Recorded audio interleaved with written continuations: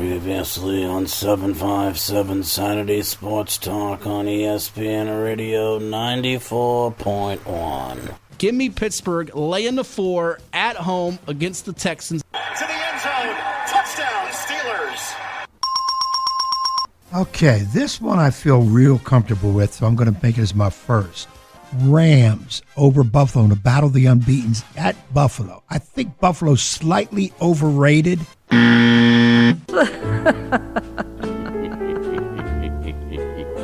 Give me, they got to win sooner or later, and I think this is the one.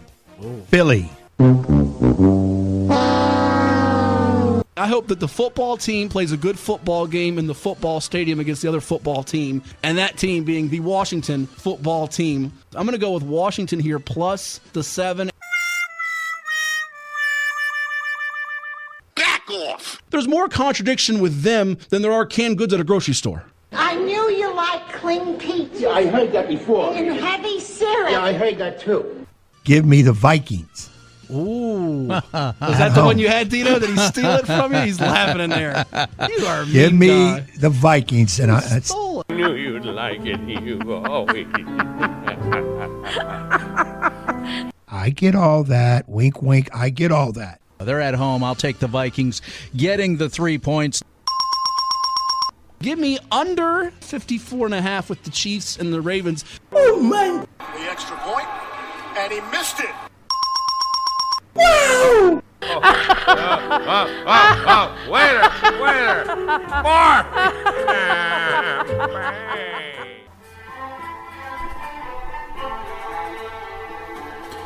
Now here are your hosts, Matt Hatfield and the coach, Ed Young. Good Saturday morning to you on this third day of October, the year 2020. Yeah, we've turned the calendar from September to October, getting a little colder, the leaves falling.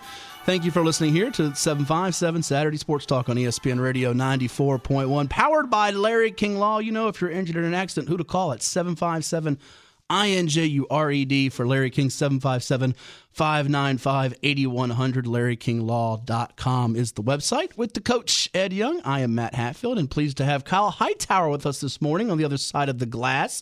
You know him quite well from 757 at 6 fame that we had the last couple years. And he's here despite his Eagles having yet to notch a win, which Ed was hoping for, and he's filling in for Dino today, who is still in mourning over his Cubs going out earlier than expected. My pick to represent the National League in the World Series. I still have Brandon Lau and the Rays in my original pick from the American League to win the whole thing. They will be taking on Ed's Yankees, and we say good morning to the coach. How are you, sir?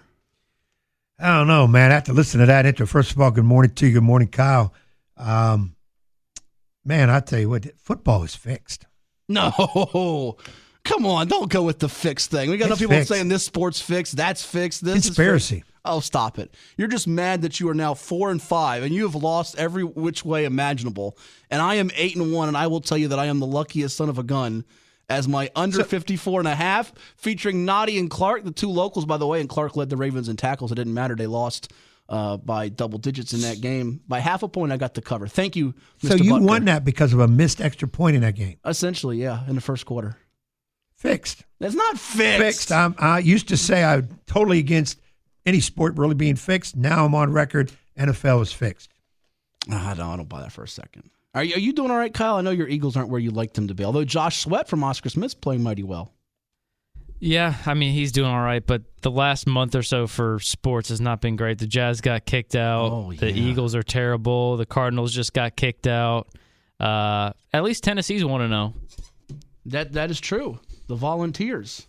Who they got today, by the way, on the slate? They have Mizzou, so it should be 2-0. Yeah, they should get to 2-0. That one is definitely is that an Ed Young guarantee? Or a jinx? Is that an Ed Young jinx? It's like Charles Barkley. I don't know who's more jinx. Oh, it's terrible. It's terrible. You are the chuckster. But by the way, I didn't know this. You know, we'd like to do the John Facenda NFL films. You know, John Facenda was born in Portsmouth. I never knew that until about 7 days ago, which is a bad job by me because I should have known that. Being the try to focus where everybody's from, that's 757. Yeah, Portsmouth, original Portsmouth. Yeah, born in Portsmouth. He didn't stay here long. I think he moved up his family to Philly after that. But anyhow, when he was born, if he had that voice, I don't think so. I think it probably developed over time. You probably didn't have much of a voice when you're born, like babies. So if you want to talk to us, anything in the world of sports, particularly local sports-minded things here, 757-687-9494 is a number to chime in with us here on ESPN Radio 94.1. We'll even try to sprinkle in, if we have time here this morning, the question of the day and the poll that we like to throw up there on our 757 Sports Talk Twitter feed. So go check that out, 757 Sports Talk on Twitter. But you're always welcome to call us with any comments, questions, thoughts on your mind at 757-687-9494. You've got the finger on your lips, so something must be on your mind. Yeah. Speaking of call-ins, has anybody found out what happened to Keith?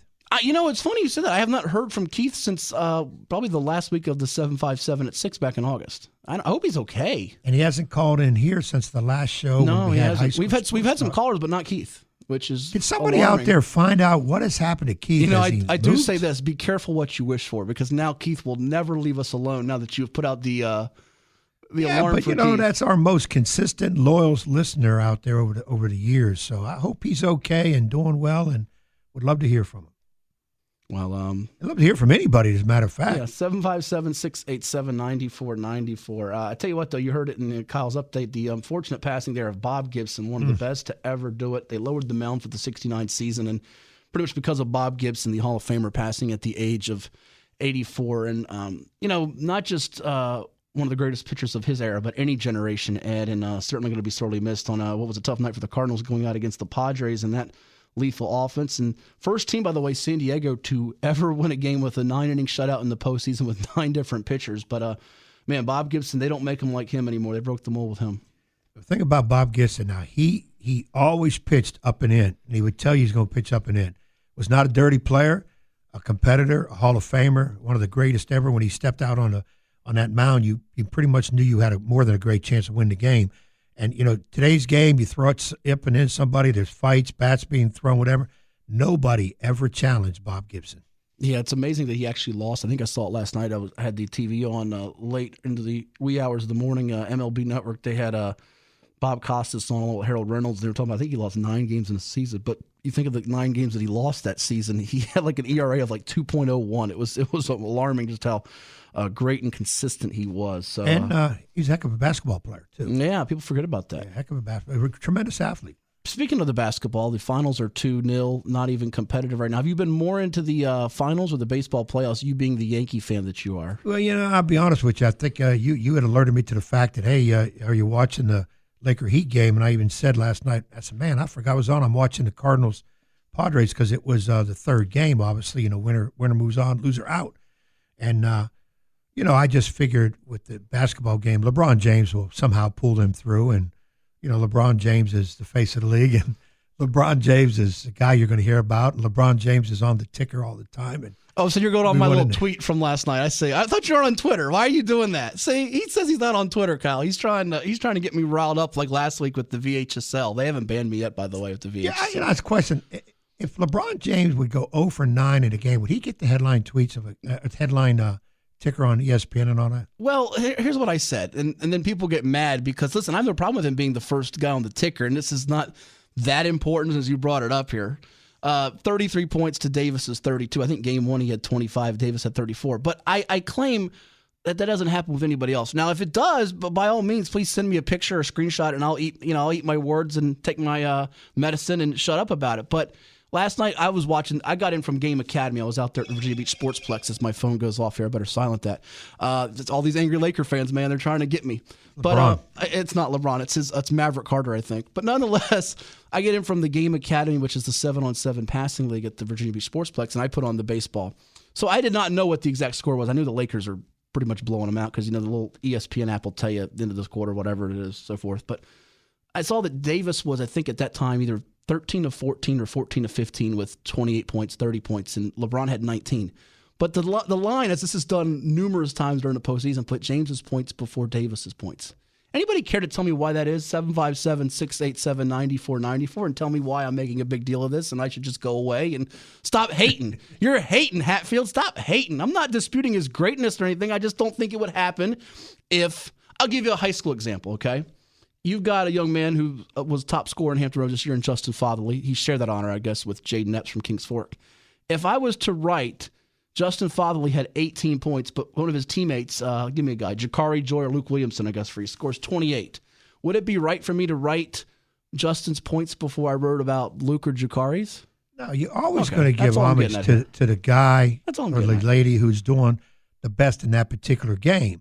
LeBron is the face of the NBA. He's arguably the best there ever was, or is going to be the best there ever was, which I will say right now, if I had to start a team between one of those two, take Michael Jordan 9.5 out of 10 times. Well, I don't want to get into that argument, but I did have someone pick up a bed yesterday at my house. My dad was staying with me. He was at the hospital. Yeah, okay. Dad's doing better, too. Yes, he's doing great. And everybody that's been asking about him on social media, Facebook and all that, my dad is doing much, much better. And we appreciate all the thoughts and prayers. He had the quadruple bypass heart surgery back in early July there, actually late June, whatever it was exactly. But anyhow, the weeks and days blur together with me.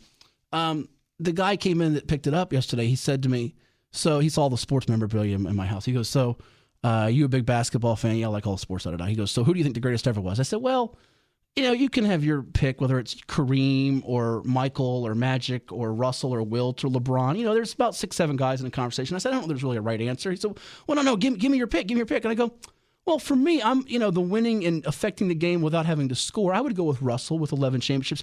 Oh, you can't do that. You can't pick Bill Russell. I'm like, wait a minute. You just asked me. I can't pick Bill Russell. It's got to be Michael or LeBron. I'm like, okay, if you say so. Or Kobe. I really didn't have the time or the energy to, plus he would have beaten me up pretty bad if I really got angry and violent. He was bigger and stronger than me. But anyhow, I'm like, people get so... And some of this, I think, has been built up, too, with the cabin fever from COVID. It's just made people angry or more emotional on social media, which I try not to engage in some of those battles. But, man, oh, man, I got like 3 texts this morning, people wanting to fight me. I'm like, geez, calm down. It's not that big a deal. He's going to get his 4th championship. LeBron, his legacy was already intact before this championship.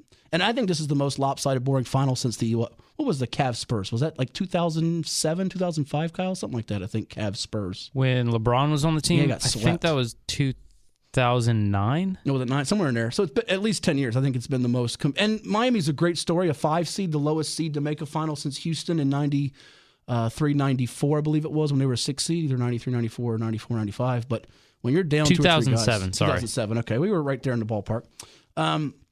This is the most undermanned team that I've seen in a while in terms of a matchup. And, it's to nobody's fault. Bam got hurt. Goran Dragic got hurt. Jimmy Butler's less than 100%, and it's going to be a Lakers coronation. I just hope Anthony Davis gets his due. That's all I'm trying to convey here, folks. My goodness, the guy's been a monster the last 2 games, and it's like, how dare he get Finals MVP over LeBron? Bow to him. You must witness the greatness and the king. All hail the king. All hail the king. Everybody happy now? There you go. I'm done. I tell you what, boy, when you get on a rant, man, get clear. Save the women and children. Get the dishes out of the kitchen. Hey, no more rant. We can bring up some more baseball items. My goodness, the Twins, 18 straight playoff losses. I feel for them because they've had locals during that stretch. Michael Kadire, you think back to him, Chesapeake's own, Great Bridge High alum, and now Jake Cave out of Kecoughtan High School in Hampton. I'm more disappointed in them than perhaps the Indians against the mighty Yankees in that lineup. They only hit 119 in that series, 2 measly runs in those 2 games for the Twins. It's been a lot of great pitching in the postseason, with the exception of that Padres-Cardinals series where the Padres were just hitting them out of the ballpark left and right from games 2 and games 3. Well, how about going into the playoffs? I think the team that everybody said watch out for, if I'm not mistaken, was Cincinnati. They didn't even score a run. They got knocked out 2-0. Didn't even score a run. So baseball's been interesting. All I know is my Yankees are in, but it's going to be awful tough against Tampa Bay. Has their number. And as I said earlier this morning, I hope Brandon Lau hits 1,000, but I hope the Yankees win that. If he hits 1,000, they're not going to win. Yeah, they can't. They're not going to win if he hits 1,000. He'd be the only one getting a hit. Shut everybody else out. It's not going to happen. You're living in Fantasy Island there. I don't know. I was talking to his dad this week, trying to get some info out. I'm trying to see what the feeling is in Tampa Bay. Yeah, he had a funny story about, not funny, but Robinson Cano, Mets second baseman. Mm-hmm. Brandon Lau hits a double, goes into second base. And while he's standing on the base, Robbie Cano comes over to him and says, hey, man, I like the way you play. You're going to be pretty good. And he started throwing some stats at him. And he said Brandon was like mystified. And then he had called his dad and said, Robbie Cano knew this about me, knew that about me. And talking to his teammates in the locker room after. Next day he comes in, Robinson Cano, there's a bat signed by Robinson Cano, autographed Brandon Lau. And and Brandon, like a little kid, was showing everybody because Robinson Cano was kind of his role model, playing second base. I remember him telling you that. And then one of his teammates, I think Mike, the catcher, Mike Zunino or something, he's good friends with Cano too. He said, well, did you look in your locker for something else? He said, what are you talking about? He said, is there something else in your locker? Here, he gave him a game-worn jersey signed with a lot of stuff that Robinson Cano did. And then he also mentioned about keep doing what you're doing. You're going to be a big-timer and a potential Hall of Famer down the road. How cool is Brandon that? was just like, like kid in candy store. He's like, wow. Cool. But, it's kind of a neat story because, you grow up looking at these guys, and the next thing you know, you're playing with them. And it's like, is this real? But Lau has done well, very well in baseball. And, of course, Cano's been – I don't know if Cano's a Hall of Famer, but he's had his years. Indeed. And you know what? We've got a few locals still alive, not just Brandon Lau. You got Chris Taylor from the Dodgers out of Cox High School, Virginia Beach, UVA. And how about Chad Pinder coming through in the clutch the other day for the Oakland A's out of Poquoson High School? Had a couple of hits in there, went 2 RBIs when they beat the White Sox. He's got a chance to help the A's get maybe, dare I say, to the ALCS if they can beat that team that likes to bang on. Well, they're not banging on any trash cans. And hey, remember they got in a fight almost this year? No, bad. And the guy that ratted on Astros pitches for Oakland now, so it's going to be interesting in that series. Houston was the team I said to watch out for in the playoffs. So you got a lot going on there. Hey, right before we go to break here, good to see some of the ink we had last week on the show. Terrell Allen, Cape Henry Hall of Famer, basketball standout who went on to play at Central Connecticut State, and he is the basketball director of the new Virginia Beach Sports Center. It opened up on Thursday, the $68 million facility, not just basketball, volleyball, and track and field in this facility, Ed. They're going to have state wrestling for the Virginia High School League is going to be used there. State track's also going to be there for the VHSL. And,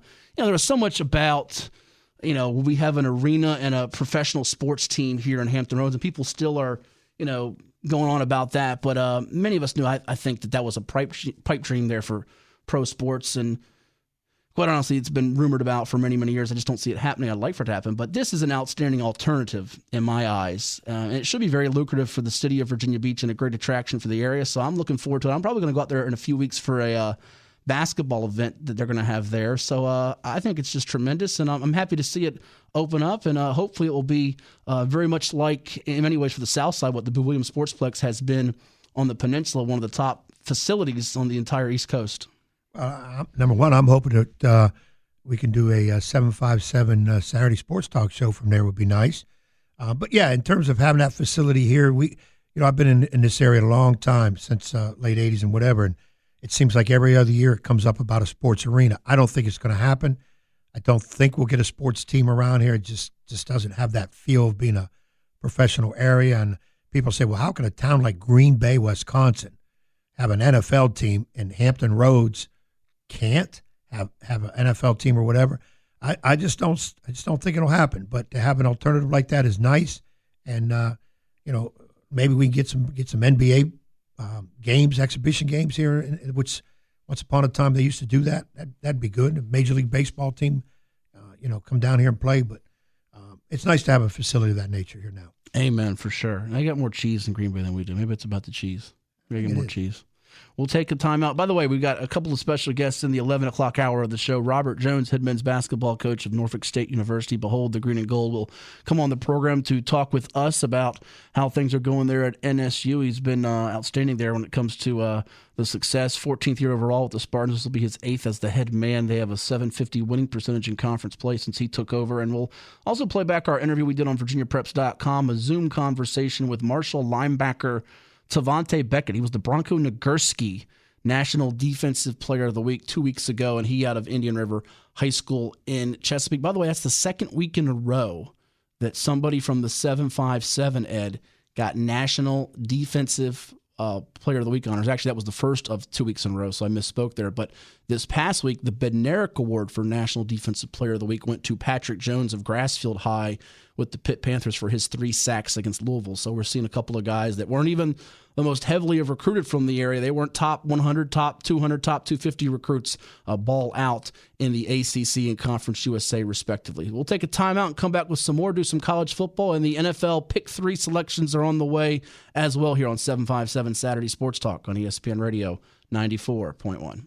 This is 757 Saturday Sports Talk with Matt Hatfield and Coach Ed Young on ESPN Radio 94.1. And as always, 757 Saturday Sports Talk is brought to you by Larry King Law. If you're injured in an accident, you call 757-INJURED. For Larry King, that's 757-595-8100. With the coach, Ed Young, I am Matthew Hatfield. We've got Kyle Hightower, other side of the glass. And if you'd like to talk some sports with us, anything in the wild world of sports, whether it's pro, college, local, high school related, you name it, now's the time to do so at 757-687-9494. That's 757-687-9494. You can also find us on the Twitter feed, too, at 757 Sports Talk. That's 757 Sports Talk. We'll get to our question of the day and our poll here in a moment. But ask Ed and you shall receive about Keith. We don't have Keith on the line. I know you were getting your hopes up there. But Derek writes into us that the last time he spoke to Keith in late August, he said he was taking alone time and probably won't hear from him. So get a little alone time, probably spend some time with his mom there. So there you go. As long as he's okay, that's the key. Yeah, we want everybody to be okay. All the loyal listeners and fans out there, Keith's very much included in that bunch there. So there you have it. All right, college football, it's going on here. The getting closer and closer to the Big Ten. The SEC got it going last week. Did you see Costello, by the way? Not talking about Abbott and Costello. I'm talking about KJ Costello from Mississippi State. My goodness, he torched LSU last week. 600-plus yards. Yeah, it's I was a little shocked. I thought LSU, coming off a tremendous year last year, I didn't see Mississippi State as a team to beat them, and they pretty much handled them. They got one of your favorite coaches, if not your favorite college football coach, in Mike Leach. Yeah, but I like that guy on the other sideline too. Ed Orgeron? Go Tigers. You sound more like Ed Orgeron because you're Ed Young. How about when you hear his weekly conferences? Orgeron said about, I watched the whole film and I found out who our loafers are. And then I talked to those young men, too, about loafing because we're not having that here. I bet that was a spirited practice week. I should have used that as the poll today, Kyle. Who is Ed Young more like, Ed Orgeron because of the same first name and the raspy low voice, or Mike Leach because Mike Leach is always a soundbite a minute, and that's you after a lot of games, win or lose, soundbite a minute, because you give a lot of interesting things for the reporters. Depends on what my mindset is.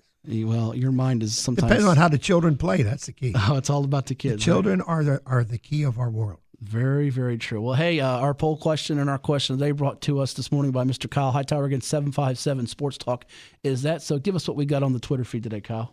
All right, so first question of the day. UVA is a 28.5-point underdog at top-ranked Clemson today, making us think back to another 4 TD underdog from a couple years ago. If the Cavaliers win, would you consider it as big of an upset or even more shocking than ODU's win over Virginia Tech in 2018? Ooh, would you say UVA over Clemson is right there with ODU Tech? I wonder if that's going to make the Virginia Tech or the ODU faithful more upset with that question of the day. Probably you'd say the Virginia Tech fans because they lost that game, although the ODU fan may say, hold on a second, our upset stands above. We were unranked, and at least last year that was the ACC championship game, so that's one side of the coin. The other thing is that this is on the road for UVA. ODU was at home. That doesn't in any way, shape, or form diminish the colossal upset that was the Monarchs knocking off Virginia Tech when the Monarchs were winless and the Hokies were ranked. But, Ed, what do you think? Pure score, Old Dominion upset is bigger. If Virginia beats Clemson today, I give the nod to the Old Dominion win over Virginia Tech. If Virginia covers the spread somewhat, and I kind of think they will. I don't think they're going to lose by 4 touchdowns. I don't think they're going to win, but I don't think they're going to lose by 4 touchdowns. But I go to Old Dominion upset bigger than Virginia beating Clemson. Well, I'll get to something else with that in a minute. Kyle, what do you think? What's a bigger upset? If UVA was to knock off Clemson today, or the one from 2 years ago when the Monarchs stunned Virginia Tech? I would have to say ODU over Tech, because ODU, I think at that were they 0-3 at that point, and they 0-2 or 0-3, yeah. Yeah, I know they hadn't won yet, and they weren't looking very good. Virginia Tech was at least looking okay. UVA just played in the ACC championship last year. I know they lost a lot, but they're still a respectable program over the last 3 or 4 years. Not saying that ODU necessarily wasn't, but they weren't nearly as talented as UVA has been these last few years. I think you're both right on this. The one thing I would say as far as making the argument for UVA being possibly as big or greater is that, look, Clemson is potentially, I know they didn't win the national championship this past season. That was Ed Orgeron's Go Tigers of LSU, not the Go Tigers of Clemson with Dabo's bunch, with a couple of local products there. And Sheridan Jones out of Maury High in Norfolk, defensive back there, and Jordan Williams of Cox High School in Virginia Beach. We had Jordan on the show back on the first episode of 757 Saturday Sports Talk in late August, and good to see both of those young men doing well, getting some playing time, and actually make the front page of the Pilot and Daily Press this past week. But this Clemson team could very well win it. Nobody thought that Virginia Tech team was winning it now. The converse there is Virginia is more respectable from a record standpoint and reputation standpoint than that ODU team was. So I will throw this one to you, though, to another question. Better chance of covering the spread today, not Virginia Tech, which is a 13-point favorite at Duke, but winless Duke, which leads the FBS in turnovers committed at 14 as a 13-point pup at home against the Hokies, or UVA as a 28.5-point road dog. Which one's the better underdog play there, Kyle? What do you think? I would have to say UVA. 28.5 is a lot. That is a lot of points. You with that, or are you going elsewhere there, Ed? Yeah, I'll stay UVA. 28, that's a lot. It is a lot. The one thing I will say, though, is Duke did beat Virginia Tech last year 45-10. That could work on the other side, though, and make Virginia Tech very, very mad today against a turnover-prone Duke team. But if the turnover in both games, I mean, this is, you know this, Ed, from a coaching standpoint, it's always cliche to say, well, the team with the most yards or makes the fewest mistakes, win the turnover margin, you're going to win. Well, no duh. But I think if Duke can stay even in turnovers, they actually have a chance to hang with them and maybe even shock the world today. In the case of UVA, if they want any chance whatsoever of shocking the world, they actually have to be not even. They got to be, I think, +2 or greater against Clemson with Travis Etienne and Trevor Lawrence, two of the finest players in the sport. I see Duke having a chance to beat Virginia Tech better than Virginia beating Clemson by far. Mm-hmm. But if Duke beating Virginia Tech's not a monumental upset, I don't. Virginia Tech is not that strong. Duke is not absolutely horrible. They're just having trouble holding on to the ball. Well, part of the not being a monumental upset has to go to what Virginia Tech faced last week. They were down to their third-string quarterback there in Quincy Patterson, who played mighty well, we would add, but missing so many guys. You know, pretty much we know what the reason is here during this COVID-19 era, why they were missing so many guys. And not all of them were hallmark signature names for them, but they're not, full strength. You would wonder about them at Duke today. And a Duke team that's got a pretty decent defensive line. More of their issues have been on one side of the ball than you'd say defensively. They could potentially hold up against the strong running game of Virginia Tech, and that it's a good matchup in the trenches with Tech's O-line and Duke's defensive line there. So there you have it. What is our other item there on the 757 Sports Talk feed, Kyle? Yeah, we asked, what is your excitement level for college football on this first Saturday of October? Extremely high, average to low, or extremely low?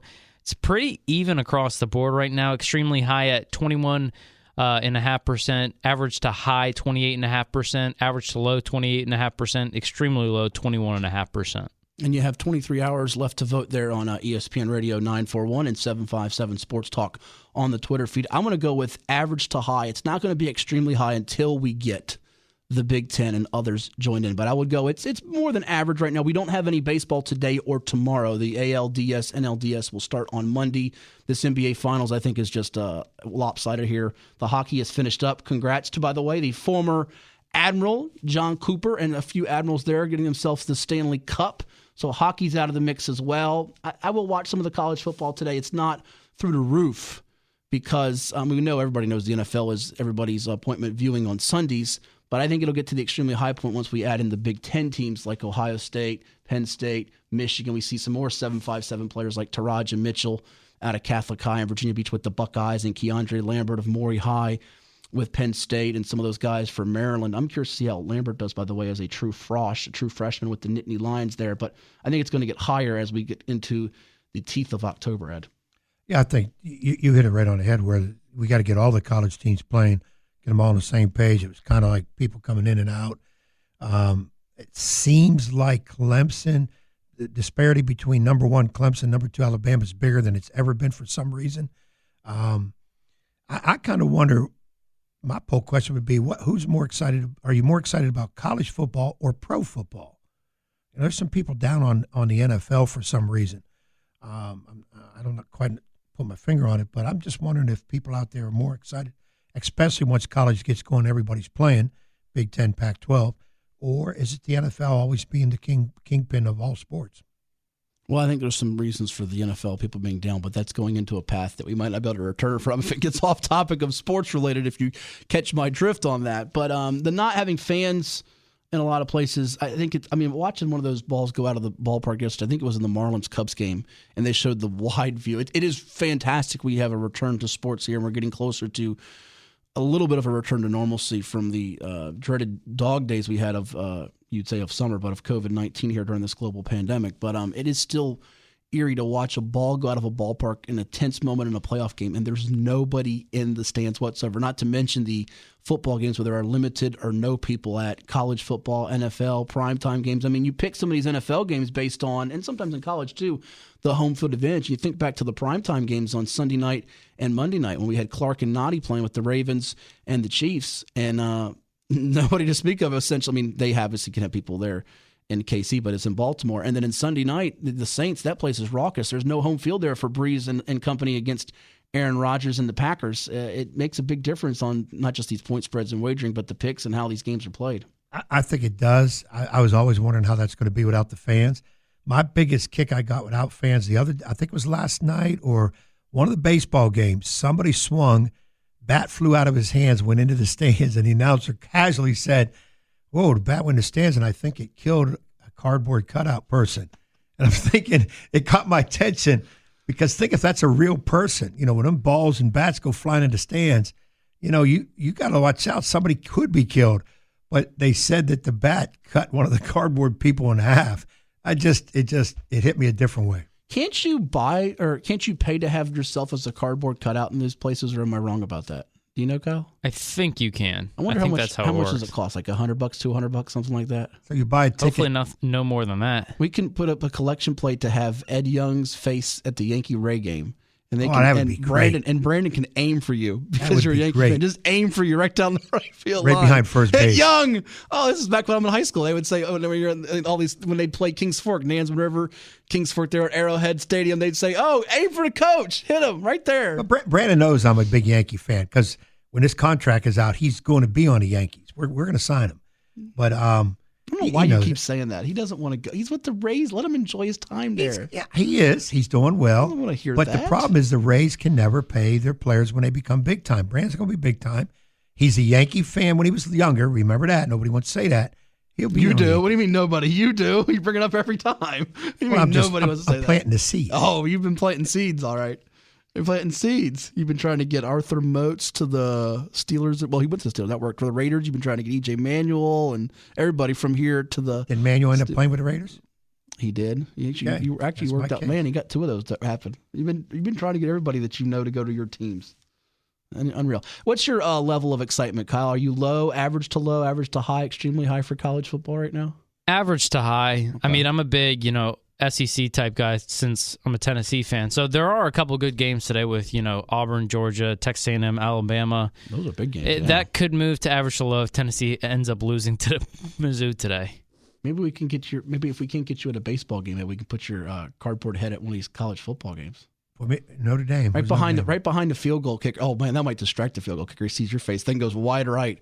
Notre Dame's right. He declared it, folks, right before the season in August that Notre Dame is going to beat Clemson. I think you're one of the very few that have declared that. They'll put it right there behind the goalpost, 28-27, Irish kicking the game-winning field goal. He sees your face. It goes all the way over there in the tunnel. I'm telling you, Clemson and Notre Dame national championship game. How good is Jeremiah Owusu, though? Oh, my goodness. From Bethel High School, the linebacker, rover, if you will. He is, you saw him in basketball up close and personal a little bit too much. My goodness, I think he's going to be fantastic as a pro. Really do. I'll tell you one thing. He's going to hit people. He's going to be all over the place. And he's one of those guys. He's having a good college career. Could be a better pro. Yes, I think it's much like Cam Chancellor. And I think Brian Driscoll, we had him on in the summer, covers the Notre Dame site for recruiting with SI, and Isaiah Simmons 2.0. It's absolutely spot on with that. We'll come back and do the NFL Pick 3 selections for week number 4 right here on 757 Saturday Sports Talk. Robert Jones, head coach of Norfolk State, around the corner, too. Don't touch that dial. It's ESPN Radio 94.1. This is 757 Saturday Sports Talk with Matt Hatfield on ESPN Radio 94.1. And welcome back to 757 Saturday Sports Talk on this first Saturday of October for 2020, the third day of October. Alongside the coach Ed Young, I am Matt Hatfield, Kyle Hightower as well. 757 Saturday Sports Talk brought to you by Larry King Law. If you're injured in an accident, you call 757-INJURED for Larry King. Our good friend Pat Doolin, former basketball coach at Churchland, texting in Notre Dame a lock. Ed speaking the truth today, as well as let him speak, Hatfield. I guess he's tired of hearing me talk. I'll just let you speak the rest of the show, Ed. I'm cool with it. I'll chime in when I need to chime in. All I'm going to say is if Notre Dame beats Clemson, and you're both right, I will buy you whatever you want for lunch within the $50 ballpark. You're not getting like 2 filet mignons. I will buy you each a Notre Dame jersey, and I'll do a virtual sing-along. Cheer, cheer for old Notre Dame. They're very good, but I don't think they're beating Clemson. I'll take my medicine. And right now, you know what? I can glow a little bit. I'm 8-1. Now, listen, it's going to take a turn for the worst here. I'm just hoping when it takes a turn, you don't catch me. I got, 5 losses? You are 4-5 in the pick 3 selections. Our man Dino with the Dino dog coming up in just a bit here. He is 2-1, so off a winning percentage, he could actually catch me here by the end of the week. So here we go. Let's fire it up, and Kyle will throw in some picks at the end as well for the week number 4 of the NFL Pick 3 selections. I'll go first. Ed will take the next 2. I'll take 2 from there, and Ed will finish up with his third and final selection. Where do I go to start? Well, you know, my only loss was the Washington football team, who let me down last week, even with a guy that began in the 7.57 and Jonathan Allen, who started out at Western Branch High in Chesapeake, went on to play at Stonebridge, where he lost to Jalen Holmes and Lake Taylor, Coach Hank Sawyer's team, in a state championship before going on to Alabama and got drafted by the then Redskins. They're now just a football team, and that football team will not play a good football game at home against the visiting football team known as the Baltimore Ravens, with Chuck Clark, an angry Chuck Clark, an angry Ravens team on the road. The line has fluctuated from 13.5 to 12.5 to 12, and now it's 14. I'm a little squeamish on the 14, but you know what? Washington, you're going to get drubbed this week. You're going to take it on the chin. Take the Ravens, never more than this week. Lay in the 14 in D.C. Ed, you're 2. I'm going New Orleans over Detroit, giving up 3.5. And I'm taking Arizona, giving up 3 over Carolina. By the way, you know 6 Saints starters did not participate in Friday's practice and will not play against the Lions, including their stud wide receiver Michael Thomas, as well as Jared Cook, Marshawn Lattimore, Janoris Jenkins, Marcus Davenport, Andres Pete. I'm not trying to throw shade on your pick. I'm just letting you know. Oh, let me change my pick. Oh, you're going to change it now? No, I'm going to stick with it, but let me say, watch Detroit win. Watch Detroit win. All right, so to recap, your 2 picks there are? New Orleans over Detroit. All right. New Orleans laying to 3.5, and Arizona giving up the 3 to Carolina. You know what? Since I've been so mean to you today, I'm going to be a nice guy and give you Saints -3, since that's what I'm showing now. Is that fair for Kyle to do that? Give him the 3? Give me the 3. Yep. I'll give him the 3. That's what I'm showing here. And your other one again was? Arizona over Carolina. Oh, dear God. Did that drop down to 1 point? What are you showing it at? 3. Arizona it's 3.5. I'll give you the 3. If you jinx this team, I'm not talking to you for 2 weeks.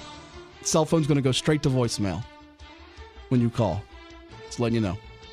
All right, my next 2 before we get to Dino Franza. Everybody's waiting with bated breath for the Dino dog here on 757 Saturday Sports Talk on ESPN Radio 94.1. Brought to you by Larry King Law. And hey, it can be brought to you by your business too. The Pick 3 selections. They're red hot, hot, hot. 8-1 for me. Who's going to go with the Ravens -14? I'm so glad you didn't take my choices that I had written down on the sheet. I'm going to go with Tampa Bay laying the 7. We know Tyrod Taylor is still out for the Chargers going on the road here. I think this Buccaneers defense is somewhat underrated. They took it on the chin the first week against New Orleans, but they've bounced back nicely the last couple weeks. I think Tampa Bay, the Bucs, led by the former Cardinals coach with the beanie, Bruce Arians, will move to 3-1 overall, 2-0 at home on the season, and drop the Chargers to 1-3. Give me Tampa laying 7. I'm taking big favorites. I don't care if they're at home or on the road. I think this could be a week where we have some blowouts. So give me the Bucs to go with the Ravens, a couple of teams that won, Super Bowl 35, Super Bowl 36 there, then under John Gruden, and then under Brian Billick. And my last selection, I don't think Miami's that great. I know Seattle's very, very good. They're laying 6. The Seahawks are on the road against the Dolphins. And I'm doing Dino a favor, taking no dogs here. You're going to steal his dog probably like you did last week on the final pick. It's because that's the type of person you are, Ed. I'm a nice guy. Seahawks laying the 6 at Miami. I'm taking another hefty favorite here at Miami against the Dolphins. I know they played better last week on Thursday night, but guess what? That was because they played who? Jacksonville. They're playing the Seahawks here. I don't care about the West Coast to East Coast. Russell Wilson's going to continue his MVP campaign. A Virginia native, by the way, from Collegiate High School in Richmond. Give me the Seahawks laying the 6 to go with the Bucs -7 and the Ravens -14. Your final selection, Coach Edward Vincent Young, before we get to Dino Franza. All right. Let's see. I know I was going to. No. Give me Dallas over Cleveland. I'm showing -4.5. Is that what you're showing as well there? I thought it was 4 now. Oh, boy. Here we go. Kyle's going to have to be the arbitrator for this. What are you going to give him? Kyle, 4 or what you got? 4.5? What you got? We'll give him 4.5. We'll give him 4.5. Oh, no extra point this time. You cheated on the last two, Ed. This is his way to get back in the game here and get these half a points, which, by the way, have mattered immensely for us with the over-unders. I'll shut up now. Go ahead. See, I was going to take the Eagles, but I'm staying away from the Eagles. Then I was going to take Minnesota. Those two teams have killed me all year, so I'm not touching either one. Kyle thanks you, as does Jalen Holmes, for not touching either one of them. I'm not touching either one. Watch them both win this week. So, Ed, going with the Cowboys, laying the 4.5. The Cardinals laying the 3. The Saints -3. I got the Seahawks -6. The Bucs -7. The Ravens -14. We'll get Kyle's selections here in a moment. But that leaves the slate clean. No dog stolen for our man Dino Franza with a Dino dog still recovering from the Cubs. Dino, I'm sorry you can't sing Go Cubs Go this year, but you have a chance to get to 3-1.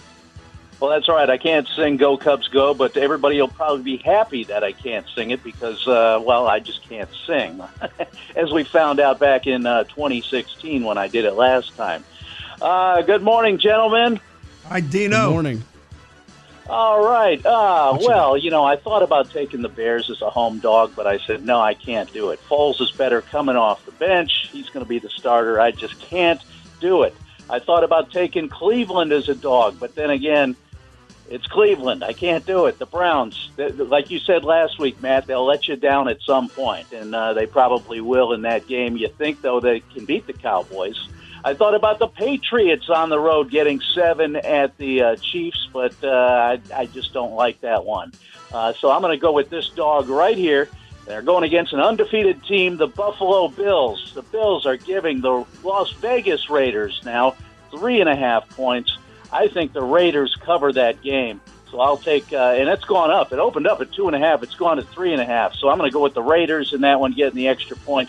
So I'll take Las Vegas at home against the Bills for Dino's dog this week. There you go. Raiders plus the 3.5 for Dino. And you missed it earlier in the show, Dino. In our intro, we had John Facenda, the Portsmouth, Virginia guy who was born there. The Autumn Wind is a Pirate, the Raiders song. And as you know, Ed is a big Raiders fan. That was part of our little intro, which also included, you'll have to hear it on the replay, the cling peaches in heavy syrup during my rant. So there you go. That goes with the theme of the show. You're on top of it today. Yeah, and I was actually sleeping during that part of the show. So, yeah, I will have to listen to the podcast on ESPN Radio 941.com. There you go, Dino. Enjoy the rest of your weekend. Get some sleep, and we'll talk to you next week. Hey, by the way, I'm getting ready to smoke some meat. I'm going to smoke some salmon, and I'm going to smoke some turkey legs, and maybe find something else to smoke, too. All right. Let's stay with the meats, Dino, so that we have you back here next Saturday. All right. Looking forward to it. That is Smoking Dino Franza, not Smoking Joe Dino Frazier. Franza, yeah. And Kyle is here. You're glad that Ed did not take the Eagles, correct? Well, I'm not taking them. Uh-oh. Who do you like? But I will one-up Dino. I've got 2 dogs for you. Ooh. I do think his Bears win this game, so I'm going to take them with the +3 against the Colts. Nick Foles going up against his former quarterback whisperer that brought him back to life in Frank Reich. I think that brings back some memories. I think they win this one. I really want to go with the over-under on that game, too, because I think it's going to be higher than 43. But I'm going to stay away from that one. I'll hit another one in a second. I also think the Jags at +2.5 against Cincinnati. Gardner Minshew, I do not see him losing 3 games in a row. He's going to have a bounce back after a bad game against the Dolphins. He's going up against the Bengals, team that hasn't lost in 2 weeks. They did tie last week, but I think the Jags win this one. And then my last one, the over-under. I'm hammering the over on Ravens and Washington, because I think the Ravens might get there themselves at 45.5. There you go. I'll say that Washington gets a touchdown, so I'm going to think this game's going to be like 42-7. Yeah, we can do that. We can give them that. That's fine with me. I'll be very happy if it's 42-7 Ravens. So there you go. Kyle's picks. He's going over 45.5 for Kyle on the Ravens and the Washington football team, plus 2.5 for the Jags and plus 3 for the Bears. Dino's dog, the Raiders, plus 3.5. Ed Young going with the Saints, minus the 3. We give him the half a point there against the Detroit Lions. The Cardinals lay in the 3, and Carolina and the Cowboys minus 4.5. I've got the Ravens minus 14 against the Washington football team. The Bucks lay in the 7 at home against the Chargers, and Seattle minus the 6 on the road in the Sunshine State. The pick 3 selections for week number 4 in the NFL, and you catch all the football action and so much more when it comes to sports right here on ESPN Radio 94.1. You're home for the Super Bowl, the World Series, the finals. We got it all here. What's going on, Ed? Speaking of got it all, is the ponies running? Is the Preakness going on? They are, and since I know you have a trip to do here in a bit, so you have to bolt, unfortunately, here halfway through the program. I got to put my coins down. You got to put your coins down, which you do annually here. By the way, my hot streak was started way back when I nailed the Derby. I've been on a hot streak here, but I'll let you, and we'll see if before the end of the show if Kyle's got a pick on the horses too. If he does, I'll let you get a pick here. Have you looked through the 3 that you want win, play, show, or do you have a winner for us? I got 2. Oh, you got 2 for us. I'm jumping bandwagon see like if you did. steal. Well, you didn't jump bandwagon, but I'm jumping on your bandwagon. I got Authentic winning it. Oh, you're taking Authentic. Coming from the outside, but I think he can do it. Will Bob Baffert get knocked down today, yes or no? I like it, and I like Art Collector to place, and I just got to find a show horse. Just got to find a show horse. It's funny. You got Art Collector as your place. That's my place. I'll let people have to listen later for my win and my show picks. But you're going Art Collector, the number 3 horse, correct? Yes. There you go. For the pick 3, you're going with the Art Collector in the second spot. Anything you want us to go ahead? My long shot. How can you go against a horse that is named Jesus Team? How can you go against that? I mean, unless you're picking Authentic. No, talks of a long shot to win. Oh, for just a long shot. 30 to 1. He's 30 to 1. Is that the longest on the board? No, the longest on the board is that's tied for longest on the board. Okay. But I can't go with him. My Mr. Big News is my long shot. All right. There you 12 to 1. Still can't think of a show horse, though. I'm not getting a feel right now. Well, make sure you Facebook it out for America to see before the Preakness starts. Because everybody would be waiting with bated breath since you don't have a Twitter feed.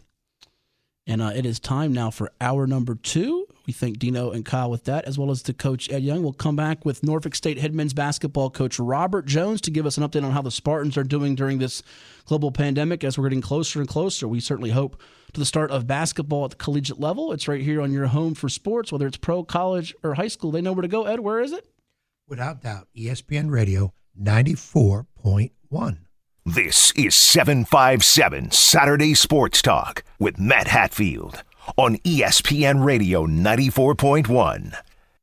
757 Saturday Sports Talk brought to you by Larry King Law. Injured in an accident, you call 757-595-8100, LarryKingLaw.com, the website. Here on this glorious Saturday morning, the 3rd day of October, the year 2020. And at this time, we're joined by a special guest. He is the head men's basketball coach at Norfolk State University, getting ready for his 8th season at the helm, his 14th year overall with the Spartans. He has a record of 125, 111 overall, 84 wins versus 28 losses in the MEAC, a 750 winning percentage in conference play. He's made the postseason 5 times in 6 years that the postseason has been played, and of course has had MEAC Coach of the Year honors. One of the best in the business here. We say hello to Robert Jones here on ESPN Radio 94.1. Coach, good morning. How have the past 6-7 months felt? Have they felt longer or as long as multiple seasons in some years in a sense? Good morning. I think that it's felt very, very long. 6 months without coaching basketball has been the longest I've been without it in a long, long time. So over 2 decades. So it was tough, but I'm glad to be back on the court and getting ready for the season. Everyone's excited to be over there at Eccles Hall and see some basketball, watch the Spartans in play. And you guys were playing really well. 16-15 last season, but 12-4 in the league, and won 3 in a row before COVID-19 came and canceled that MEAC tournament game slated for March the 12th versus Coppin State at the Scope. And for many of your kids, some of which are even seniors, that dream of going to the NCAA tournament pretty much vanished without even playing a game. How did you all cope with that reality? I mean, it was tough because, like you said, we were like the hottest team in the league, and even with the net NCAA rankings, we were the highest rated team in the league. Even though we finished one game out of first place just because of what was going on down the stretch of that season. So we, in a sense, we felt like we were the favorites in a sense. Even though we were wasn't the number one seed, but that locker room was like a morgue.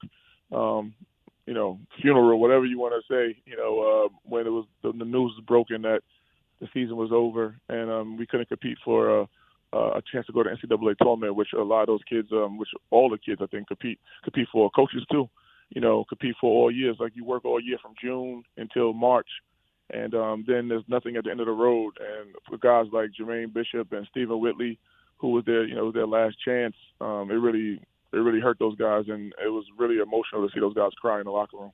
Now, Whitley being a young man that started there at Diesel out of Booker T. Washington High School in Norfolk, right here from the 757. And people's lives have been turned upside down, even beyond the sport of basketball, Coach, as you well know here in these past several months. And I'm just, wondering for you that the challenges we've got in our world here socially, for you and your players during this time, there was a really I'd say, amazing piece in the pilot about things that you have faced personally. Kind of detail for us just how tough it has been and things that you've dealt with here and your players and all that you've talked about amongst yourselves with coaches and players. I mean, it's been tough times socially. Some of the things that happened, honestly, has been going on for years. I think it's just being televised more, to be honest with you. So it's like we've talked about these issues before as a team, as a staff, and now they're right in front of the kids' faces. So we talk about it even more. I can tell the kids all the time if they want to voice their opinion about something, we encourage it. We just say do it in an intentional and systematic way, and not just do anything just because you're just following a crowd, and of course try to make it legal. So. With that being said, we're going to continue to have these conversations with these student athletes as and hopefully more and more doesn't happen, but I'm sure it will. So we'll continue to have these conversations with the student athletes. We're talking with Robert Jones. He's the head men's basketball coach at Norfolk State University, the 2019 MEAC Coach of the Year here on 757 Saturday Sports Talk on ESPN Radio 94.1. The Spartans look to be one of the top contenders yet again in the MEAC this season. And when people say they want to help and make a difference, make a change, and it's not easy to do right now with COVID too. It makes things more complicated. But when someone comes to you with that, myself right here, I do this with athletes. What's your answer for them? If someone wants to make a change. Make a change, make a difference, I guess make things better. I think the thing that I think people just have to, do is just keep educating themselves, educating themselves about, the different races and things like that, and not just, go on stereotypes. I think a lot of times, and there's stereotypes both ways, from blacks, whites, Latinos, and, there's stereotypes, all across the board. And I think a lot of times you have to, educate yourself and knock down some of those stereotypes so you can really understand the person, understand the race, and hopefully that can, merge the gap a little bit between some of the, the things that's going on in society, even the stuff that's going on with police, and with African Americans. I think a lot of times, cops have a preconceived notion of, some African Americans, and on the flip side, African Americans at this point have a preconceived notion about police. So it's like, if we could continue to educate each other, and it will probably continue to knock some of those walls down and some of those barriers, so we could come to a place of a happy medium. The word equality gets thrown around a lot, and you deal with it in HBCUs. Some people don't, I think, completely unfairly view you guys and treat you guys the same way they do the Power Fives out there. And I'm curious your thoughts on it and how the effect is here in recruiting during this time, as well as with COVID, just the equality of things. And, you guys are Division I just like everybody else, whether in the ACC, the Big Ten, you name them, right? Yeah, no, without question. And I think that, with that question, it's kind of a twofold question because, with the effect of recruiting, I think a lot of it, there is some, to be honest with you, there are some better recruits that are looking at HBCUs in this social climate. And, as long as I'm an HBCU coach, of course, I'm going to try to take advantage of that. And I think that a lot of these recruits are looking for, a place they can call home and, see many faces that look like theirs on campus as well as the coaching staff. So there is a renewed interest in HBCU athletics, but at the same time, it's like it's almost the other side of the coin. Is like you kind of get labeled as HBCU athletics, and it's like like you said, we're one of 357 Division I teams. Like we're not Division II. Some people think we're Division II. I was in a car dealership not too long ago, and he's like, oh, you guys do really well in Division II. I'm like, we're not Division II, man. Like we just beat Alabama last year. Like you didn't see that on TV. Like we're not Division II. So it's like it's still kind of like trying to get some of those stereotypes away from even the sports thing, because there are a lot of good players that play HBCU basketball. I think that we have some of those. I think there's a lot of good coaches that coach in the MEAC, the SWAC, and other HBCUs. So it is unfair, and from an athletic standpoint. I mean, as a coach and as a player, I think as a player, sometimes you have to do above and beyond to even get noticed by the NBA, and as a coach, you have to go above and beyond to get noticed even by other Power 5 like institutions or anything like that. So it's we could talk about this for forever. And that's one of the reasons why I did join the ABIS, which is the Advancement of Blacks in Sports, because it has to be something done about the lopsided view of HBCU coaches and black coaches. Oh, for sure. Yeah, for sure. I think we got to get more people in the picture to be considered, for sure, no doubt about it. And Coach, you hit on that thing that got my attention there with the individual in the car dealership. I mean, not only did you beat Alabama, you were, correct me if I'm wrong here, the team at Alabama. It was a neutral site there, and it's the biggest, I think, by point spread victory in the NIT as an underdog in the history of the NIT.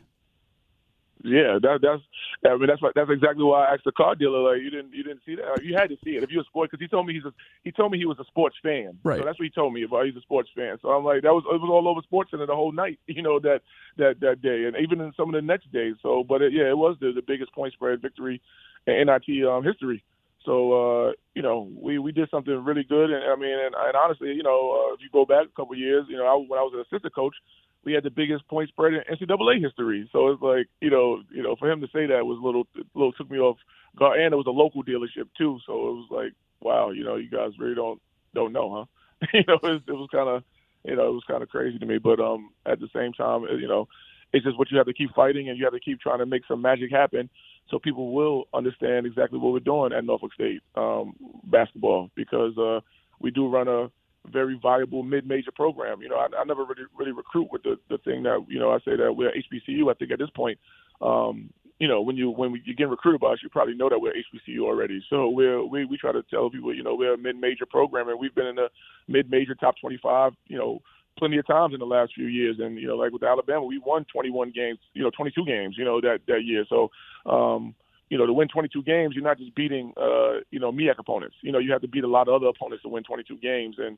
that's what, we try to strive for. We're going to continue to strive for it no matter what the climate is, and try to keep putting Norfolk State basketball on the map. Oh, great history for Norfolk State. You think back to the days of Bob Dandridge, the Greyhound, Pee Wee Kirkland, and you were part of that staff there with Anthony Evans. And we know the names and some of the faces like Kyle O'Quinn of the NBA, Chris McKeechin out of Norview High School in Norfolk when the Spartans took down Missouri in the 2012 NCAA tournament. We're talking with the head man of the Spartans, Behold the Green and Gold, Robert Jones, here on ESPN Radio 94.1 at 757 Saturday Sports Talk. And I want to get to your team, the current guys, here in a moment, Coach. But right now with COVID-19, tell me about some of the challenges for recruiting, because this was not a typical year where you had all these AAU games going on and you guys could go out. And tell me, it's a little bit different for Division I guys and gals, men and women, than it is for Division IIs and Division IIIs, is it not?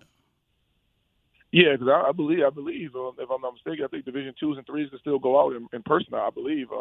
I know Division I, we can't, we have to watch, all these links, of open gyms and, tournaments and things like that. And, of course, video is a part of the process of recruiting, but also it's very hard to just watch video and not see the person in person, because the speed on the video might not be the speed that he's moving, in person. So it's tough. And also with just the whole recruitment aspect of it, doing a lot of stuff on Zoom and things like that, it's still not really a real personal touch of that young man sitting on your couch, in your office, and you're looking him in his eyes, and he's looking you in his eyes, in your eyes, and you guys are trying to really get a good feel for each other and trying to get some kind of bond there. So it's totally different with the Zoom recruiting and everything. And I do think that, I think that coming up, I know that there's a lot of transfers that's been happening in the last couple of years, but I think there's going to even be more coming up, this class coming up. And I say that because I think a lot of kids are going to make mistakes as far as like what school they're going to go to. And I think a lot of coaches are going to make mistakes on the kids that they think could play for them because they haven't seen them live. So I think it's going to go twofold, and I think there's going to be a ton of transfers next year, which I guess is right in time for what the proposed one-time transfer exception, I guess, is right on time with that. But, I just think that people are making a lot of tough decisions right now without seeing kids play. And like I said, without kids even stepping foot on a campus and seeing what the campus looks like. Of course, everybody's going to tell you about the arena and things like that. But, what does campus look like, stuff like that. So, it's definitely tough, both sides of the coin for coaches and players right now.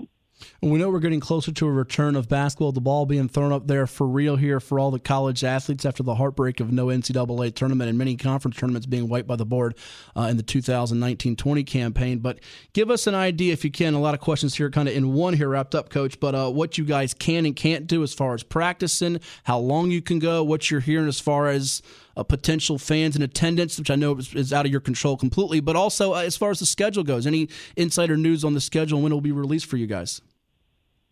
As far as fans, I don't really know what we're going to do with fans. I think Virginia has a cap of 1,000, indoor facilities. So I'm sure that, we'll use that rule.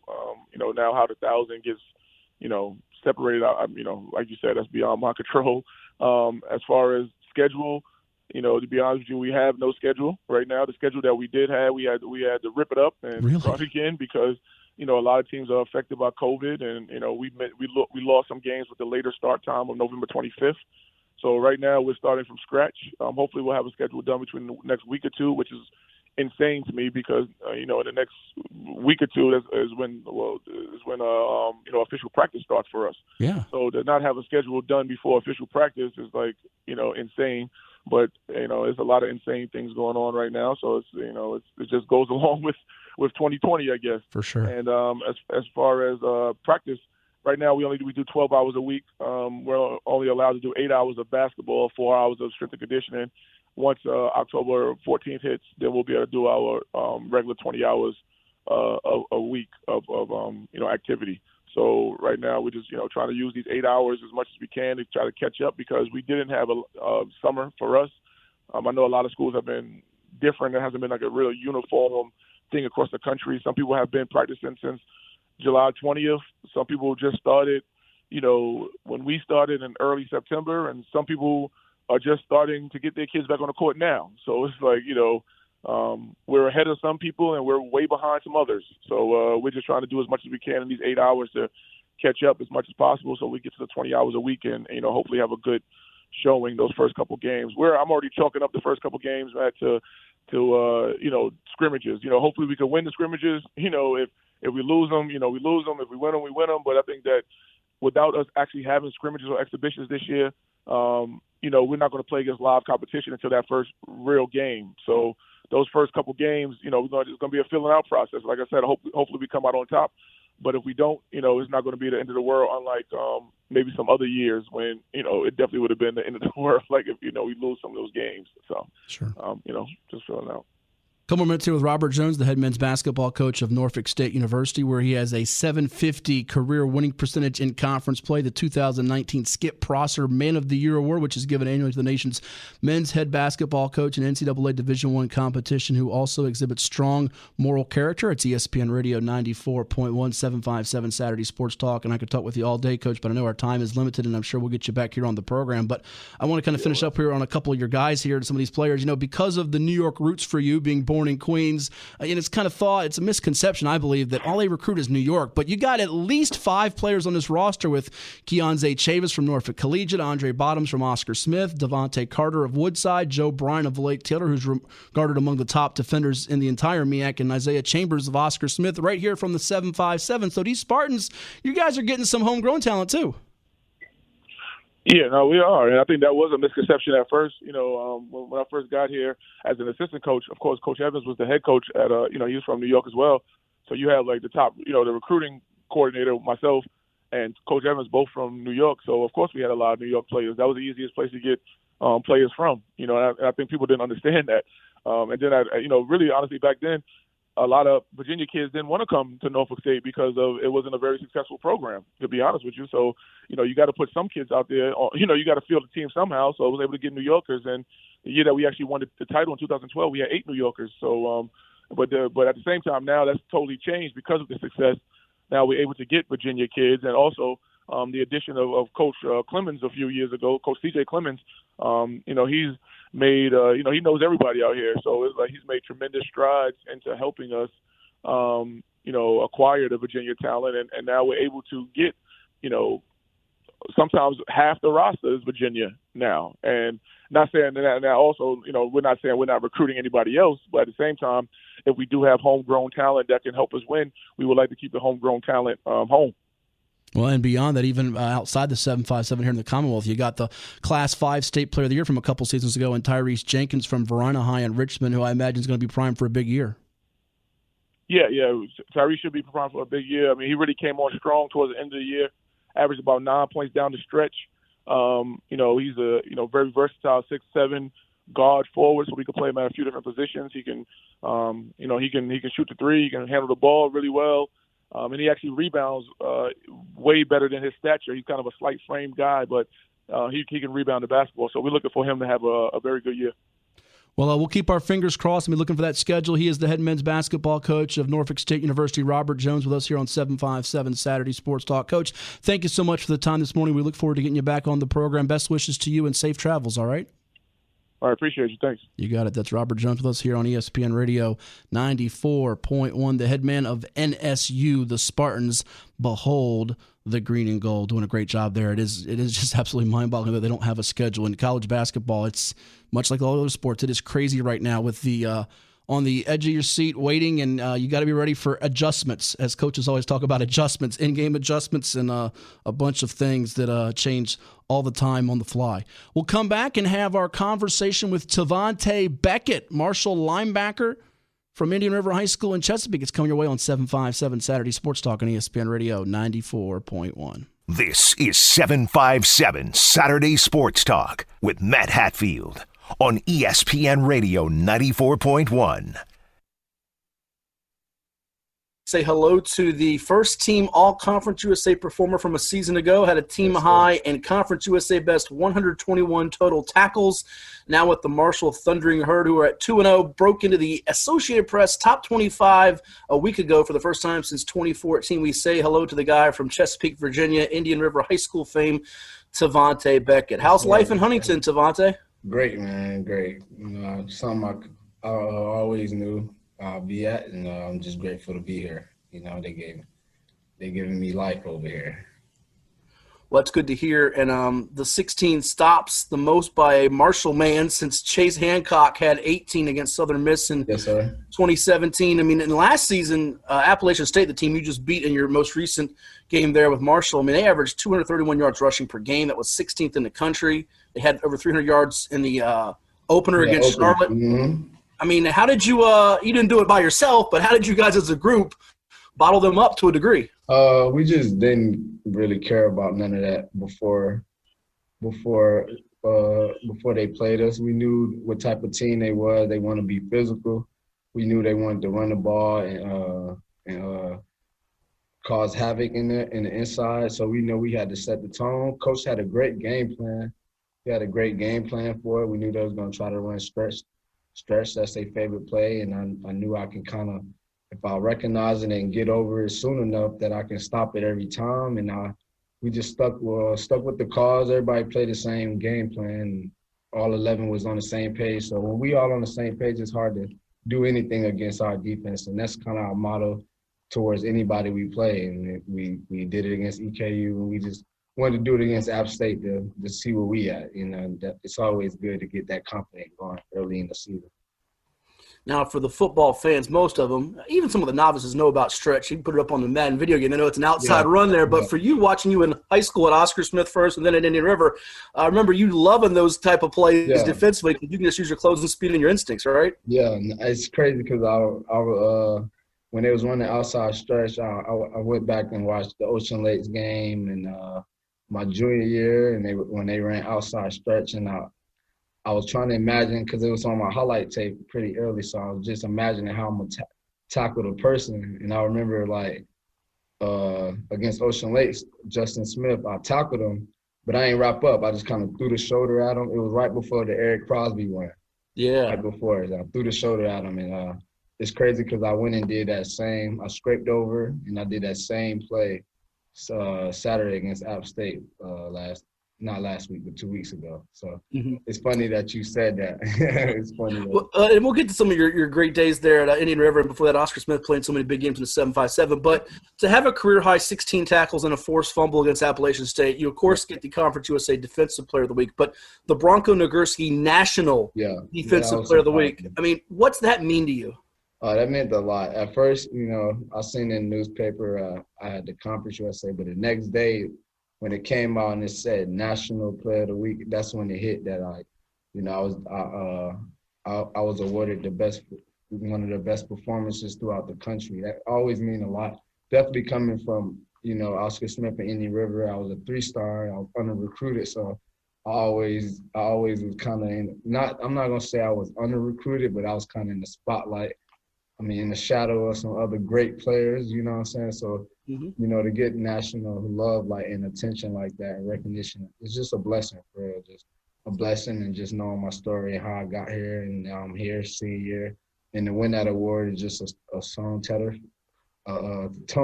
for us. And then we're just gonna keep rolling with it, and I'm gonna just keep. That's kind of my average right now, 8 tackles a half. You know, so you know, if I just average 4 tackles a quarter, I get 16 every game, and that's not really that hard if I just stick to the game plan, just play football. Well, I think it put, I don't want to speak for you, but kind of a chip on your shoulder early in your career, because you did have some great guys. I mean, we watched on Sunday the Eagles and Bengals play each other. You look at Josh Sweat and Andrew Brown. That you were teaming with. Those D tackles and defensive ends.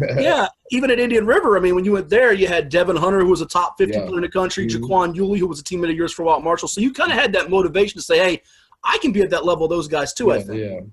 I was never, you know, the number one, the highest prospect, but that, you know, that don't really matter, you know, especially where we come from in the 7-5, you know, being where we from, there's always that chip on the shoulder and trying to get back to the Mike Vick and Allen Iverson days, you know, representing for real. I just want to be that next person coming out my area like that.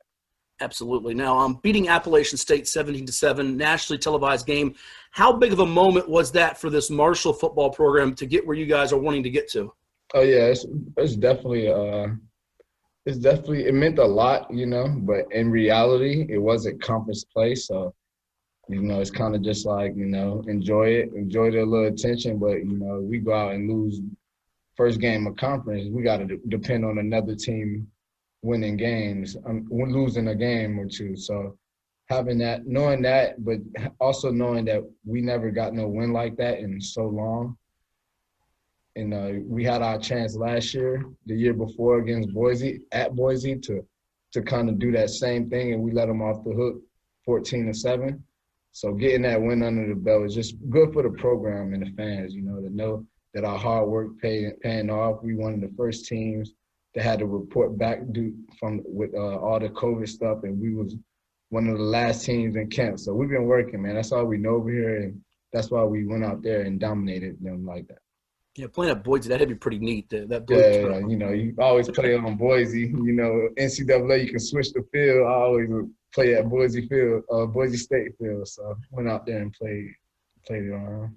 Sure. Now, you mentioned, I mean, the COVID-19 this year. It's been a crazy year, the emotions of a college athlete. Tavante, was there a concern if you'd even – I know it's a marathon, not a sprint, and you're only 2 legs done of that marathon, but Was there ever a concern that you even get to have a season? Oh, yeah. It was always a concern. But we always, being here in Marshall, we always just handle today, like control what I can control. And I'm going to just go to work and handle today, knowing that I might not even be here tomorrow. The whole program might be shut down tomorrow, but we're going to get that work in today because it's a blessing to even be able to be out there. A lot of teams wasn't allowed or they got shut down. We one of the programs that never shut down. We've been consistent and we've been on our stuff. So just being consistent and knowing that and just not taking it for granted, man. Just being grateful that we still out here and we one of the few teams that kept the ball rolling the whole time. Well, I know even closer to home. I mean, I know they're technically a league rival here. I mean, you were initially scheduled to play at ODU. I think it was November 28th, but the Monarchs decided not to play this season. So there was probably a little bit of a small amount of disappointment there. Like, darn, I don't get that homecoming of sorts. Yeah, man, I wanted to go home and put on in front of the city, man. So I don't get to do that, but we've been having some nationally televised game and people still been watching. So I'm grateful for that, Even though I don't get to go home. Like I've been dreaming about going. I've been thinking about that game since I got to Marshall 2 years ago. Like, senior year, I get to go home and play. So at least they get to see what I'm on. But it's all right. Even though things didn't work out at Virginia Tech, how grateful and at the same time motivated were you for that chance to show people what you were capable of with this opportunity at Marshall? Oh, yeah, I'm always grateful. It's just a chip on the shoulder. I didn't get to showcase my talent for Virginia Tech. I didn't start a game. So, when Marshall gave me opportunity and I finally got a start 3 years into kind of like the fourth year into my career. This is my fifth year. So my fourth year into college, I finally get to play football. And you can just kind of see the eagerness and, the chip on the shoulder to go lead the conference in tackles. There's little stuff like that, probably the smartest linebacker in the conference, but, that don't really matter to me because it's all about how bad you want it. And I wanted it so bad, sitting out so long. And also wanted to make my coaches proud. It took a chance on me. So, always great. Hey, you can be 5'10" and 5'11", but if you got that heart, that's all that matters at the end of the day, right? Heart of a lion. Yeah. Heart of a lion. How different from a town perspective, school, environment, how different is Marshall from what you thought before you got there? Oh, I kind of got a feel, Yuli being here, I kind of follow him on social media. So I knew it was a college just like any other college, it's all about how you come in and it's all about handling your business, So, I mean, every college is the same, partying, stuff like that, outside factors. But it's all about, how bad you want it. Me, I got 2 kids. When I came out of high school, I had 2 kids. So I ain't got time to play around for real. So when I got here, it was all business, and that's kind of how I've been. So COVID is just, with all this COVID stuff and us staying in the house and stuff like that, for me, that was just an extra way for us to lock in all the way because we limited on the outside distraction because we're not allowed to really do too much. But that's good for a football team, When you got 100 guys and they all locked in, it can be good or bad. And for us, that's beneficial for our guys. Yeah, indeed. And you mentioned of having kids there, the responsibility that comes with that. There's also responsibility in what the coaching staff puts on you as a team captain, being named a team captain. Yeah. Tell us what goes into that, your responsibility and role with that. Oh, those are shoes that I always wanted to wear. I always wanted to be a leader of a defense and a team, and that's always been a dream of mine. Since a kid, I always wanted to be a leader. So it's a lot. It takes a lot to come to work and every day and be consistent every day. I feel like for college athletes, that's one of the hardest things, to be consistent every day, be your best you every day, because outside distractions can, play a part in a college athlete. It's college at the end of the day, so. I forgot what you said. I forgot the question. No, I mean, you're good as far as just that team captain. I mean, that's responsibility you probably embrace, though. It's not so much as much pressure. I embrace, right? I want to be that guy. I want to be that one to go make the play on 4th down, but I also want to be the one to talk to the team before and after the game, man. When you're a leader, you got to show up every day, and win or lose, you got to look your teammates in the eye. So me being the leader, I always got to lay it on the line because I know I expect it from them, so I got to do the same thing. I'm curious to get your perspective as a player, Tavante, and you kind of had that swagger when you were in high school too. Is that something, the leadership thing, is that something you're either born with and you have it, or can you develop it? I feel like you got to be born with it because I remember being in literally like 5th or 6th grade and my teacher telling me I should join the Army because I'm a natural leader. So that always stuck with me, and I always now that I'm a captain, I don't even remember his name, but I remember I'll never forget that story, and I honestly believe that's a true statement. You can't make nobody be a leader. Some people want to lead by example, you feel me, that's fine, but I'm gonna be vocal and I'm gonna lead by example. There's nothing wrong with doing both. Well put. A few more for you, and we'll get to rapid fire. We appreciate you doing this with us here, Tavante Beckett, the Indian River High. Great out of Chesapeake now, getting things done in Conference USA with the Marshall Thundering Herd 2-0. They're ranked, and they're looking for big things here the rest of the way. Tavante, there's some other 757 guys with you there. Brian Cavalcante, who played at Norfolk. Elijah Alston, who played at Oscar Smith. Tell me about your relationship with those guys. No, they're my brothers, I didn't know neither one of them before I got here, but honestly, just being from the 7-5, you can just get a natural connection, like a brotherhood. That's really an honest thing. When you outside of this area code, you meet somebody from the same area, you take care of them, and you accept them as your brother. And those are my 2 brothers here, and I'll do anything for them. You kind of touched on it earlier, Tavante, about playing at Oscar Smith and then Indian River. So many big games you were in on a regular basis there in the Southeastern District, and there were the doubters. Is this guy big enough? Is he good enough?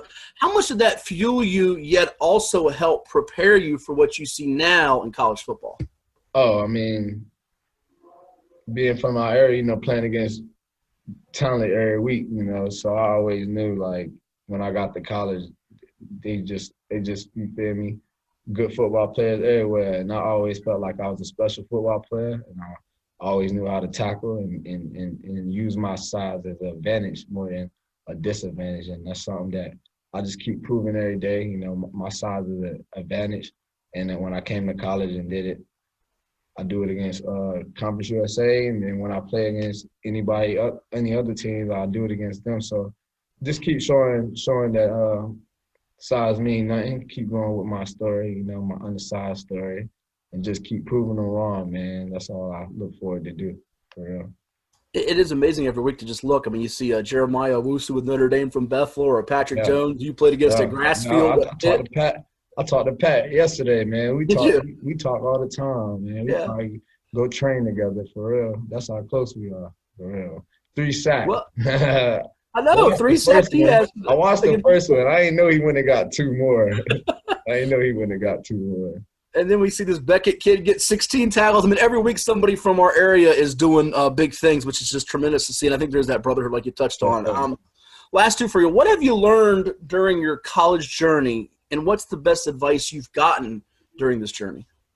Just control what you control, man. There's so much adversity in life, and then college, it's so much going on that you just – the best thing I learned was control what you can control, man, and just go 1-0 in everything you do, man. I'm just trying to go 1-0 every day, handling today, and worry about tomorrow, man, because I can't get there without taking care of business today.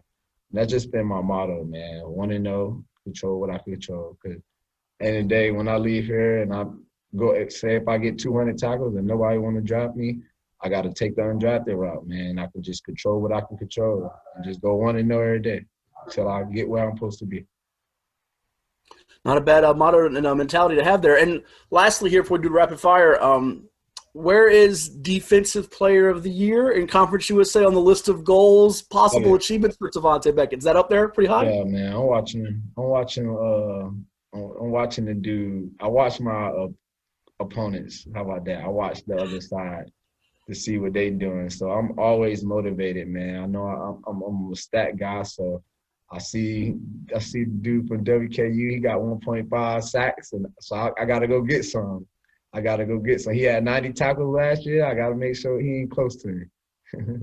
But no, it's definitely something.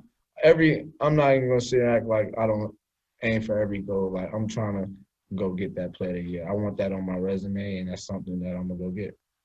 That's where I think football is so different than a sport like, say, basketball. You can be that way almost with the stats for basketball, and it's looked at as almost, oh, he's too selfish. But in football, you're doing it on defense. Your team wins because I got to go make plays to get my stats. I ain't depending on the quarterback, none of that. I'm going to go get this play. But I'm going to do it. I'm going to do it in the right way, though. I ain't out there just doing nothing crazy. No, it totally makes sense to me. All right, ready to do some rapid fire with us? Let's go. Yes, sir. I'm with you. Here we go. Rapid fire with Tavante Beckett, the Thundering Herd linebacker from Marshall University out of Indian River High in Chesapeake. Hey, just the second Herd player to win the weekly Nagurski Award, joining current Philadelphia Eagles defensive end Vinnie Curry, who got it done in 2011. All right, best TV show or movie you've watched during the pandemic, Tavante, what would it be? I don't watch TV, bro. Nothing. YouTube. No movie or TV show at all. I don't watch them. Nah, man. All right, can we switch it up and say what's the best YouTube bit, or I guess you could say it, YouTube clip you've seen during the pandemic? Reuben Foster highlight. Reuben Foster. Okay. All right, these are some real fast rapid fires. Hot or cold? Hot. Fast or slow? Fast. Twitter or Instagram? I'm on Instagram with it. All right, TikTok or Snapchat? Snap. All right, let's go back to a little bit of a slower mode. Hardest class you've taken at Marshall? Internship. All right. Got me cleaning up. Superhero for a day, who would you pick? Wakanda. All right. Fill in the blank here. Tavante Beckett is afraid of blank. Spiders. All right. Last two. Best prank you've pulled or had pulled on you? The little thing with the shaving cream. I put the little broom on his ear. Not this I remember that. But a teammate of yours you did that too? We was kids when I was in middle school. Gotcha. And lastly, you can visit one place in the world. Where would you go? I want to go to the pyramids in Egypt. They say it's a line under the stars. I need to see it for myself. All right. Well, he's a shining star for the Marshall Thundering Herd right here out of the 757. Tavante Beckett. Man. Best wishes October 10th. They're at Western Kentucky. We hope you get 16-plus tackles and keep balling out, man. I'm glad to see you again, man. Miss you. See you. Thank you, Tavante. You be well. Appreciate it. Appreciate you.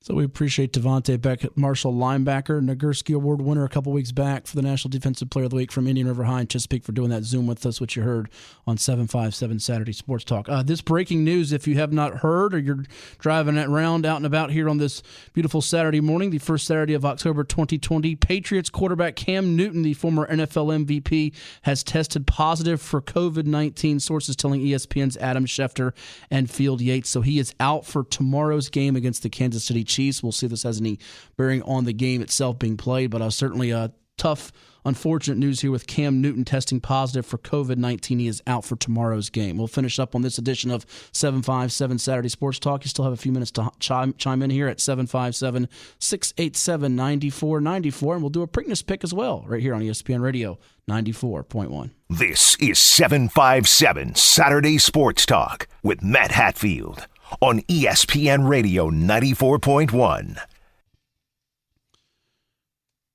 And if you miss any of today's show, 757 Saturday Sports Talk, powered by Larry King Law. Injured in an accident, you call 757-INJURED for Larry King. Matt Hatfield here with you. Kyle Hightower, other side of the glass. It'll be up on the podcast page later. This show, ESPN Radio 941.com. In fact, already up there now is the interview we did earlier this hour with Norfolk State men's basketball coach Robert Jones. We thank him, as well as Tavante Beckett, former Indian River linebacker, now with the Marshall Thundering Herd, who take on Western Kentucky next Saturday. And you'll also hear our picks from the Pick 3 selections for week number 4 in the NFL with the coach Ed Young with us in that first hour as well. We'll do the Preakness pick here in a bit and give you a chance to hop in here if you like at 757-687-9494. That's area code 757-687-9494. Maybe read you a few tweets here from our question of the day earlier, but the big news that's breaking now across the sports world, Cam Newton testing positive for COVID-19, sources telling ESPN's Field Yates and Adam Schefter, as he is out for tomorrow's game against Kansas City. And I see, Kyle, that Field Yates has tweeted out that the expectation is that the Chiefs-Patriots game, scheduled for tomorrow, 4:25 Eastern, on CBS. I believe that's a Nance-Romo game. Big slate there in the afternoon is probably not going to be played. And this is kind of a hurdle, a challenge for pro football, much like we saw with baseball when the Marlins and the Cardinals had the outbreaks. Now you've seen the outbreak affect the Steelers and the Titans. Here it is with the Patriots and the Chiefs potentially. And now the bye week's coming to play. New England's bye week is week 6, which they share with also Seattle, New Orleans, and Las Vegas not playing that week. Kansas City's bye week is week 10. Also off that week are Dallas, Atlanta, and the Chargers. I think the NFL can hopefully navigate this, but it's a very difficult, rocky road ahead for them. Yeah, and I would say even in the short term, it really sucks as NFL fans possibly losing 2 of the best games of the weekend with Steelers-Titans, which was a matchup of 2 3-0 teams, and then you've got maybe the most anticipated matchup of the weekend, Chiefs against the Patriots. Hopefully that can be played either Sunday if Cam Newton's the lone case, or possibly Monday. It sounds like they might be talking about traveling to Kansas City on Sunday, and then they play Monday. That would be cool to have that on Monday night, but yeah, it's not looking great right now for the outlook of the NFL season. Hopefully this week is the peak of the worst of the COVID hitting the NFL, but who knows? Well, I think all the professional leagues have done a really good job for the most part here. I mean, baseball probably had the most struggle up till now with the NFL, but basketball with its bubble, hockey was phenomenal. Basketball was great with it in terms of mitigating things here, and now this is a tough situation, very tricky because the Patriots are scheduled to play a week from tomorrow against the Broncos at home, another 4:25 CBS televised game. So you wonder about Cam Newton's status, not just beyond the next 7 to 14 days, but how long it's going to take for him to get back and how healthy it is, much like we're dealing with people that get it. I mean, the President Donald Trump got it this week. Cam Newton gets it. I mean, we're seeing some people of definitely a lot of power and fame getting this, and you hate to see anybody get it, regardless of your opinions of people. And this is very sad for the sports world, like you said, not getting that Mahomes-Newton matchup there on a late afternoon window of Sunday football. Our question of the day earlier on 757 Sports Talk here on ESPN Radio 94.1, we asked you about upset potential. UVA's nearly 30-point underdog today at top-rate Clemson, and it made us think back to that 4-touchdown dog of a couple years ago there in Norfolk, the ODU Monarchs, when they stunned the college football world and beat Virginia Tech, one of the landmark moments in ODU sports history, not just ODU football, but ODU sports history. Would you say that a UVA win over number 1 Clemson on the road today would be as big or even more shocking? We asked you that on 757 Sports Talk, and Kevin Hornsby chiming in. ODU by far, young and step up to FBS, and was 0-3 with the first ever loss to Charlotte. Clemson's a machine for sure, though, but I'd still go with the Monarchs win.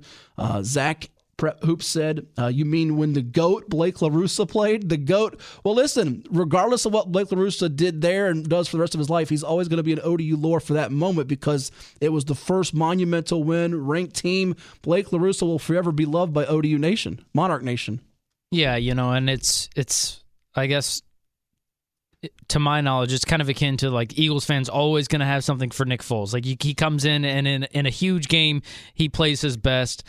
Blake LaRussa, I think everyone's going to remember that he was the quarterback of that ODU team. Threw for 400 yards or some absurd number, and just had an incredible game against Virginia Tech. And he'll always be remembered for that. He had a big season that year. It was the defense that kind of let them down. That's a great comparison almost with Foles because neither one's going in a Hall of Fame here, but they'll be beloved by their fan bases for giving them that moment that they can cherish and hold on to forever.